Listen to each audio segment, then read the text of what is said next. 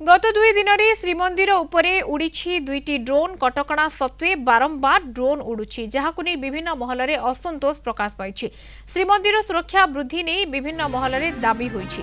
श्रीमंदिर मुख्य प्रशासक कहते सुरक्षा एक चिंतार विषय, यह एक संवेदनशील और दीर्घकालीन प्रक्रिया।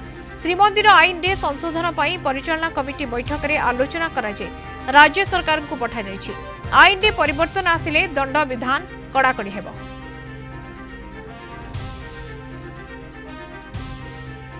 श्रीमंदिर सुरक्षा उपर आम समस्ते चिंतित, राज्य सरकार निश्चित भाव में चिंतित अच्छा एवं एबे श्रीमंदिर आईन रे संशोधन कले कड़ाकड़ी आईन कले तार किसी सुफल मिल आम आशा करूँ। श्रीमंदिर प्रशासन तरफ परिचालना कमिटीर निष्पत्ति अनुजाई आम राज्य सरकार को अनुरोध करूँ, निवेदन करूँ से आईन रे परिवर्तन करने कौन सी नियम परिवर्तन एक गोटे प्रक्रिया थाए से प्रक्रिया एवं चालू रही आम पाखे जहाँ सूचना अच्छी तेणु आम आशा करवा खूब शीघ्र से नियम परिवर्तन हम।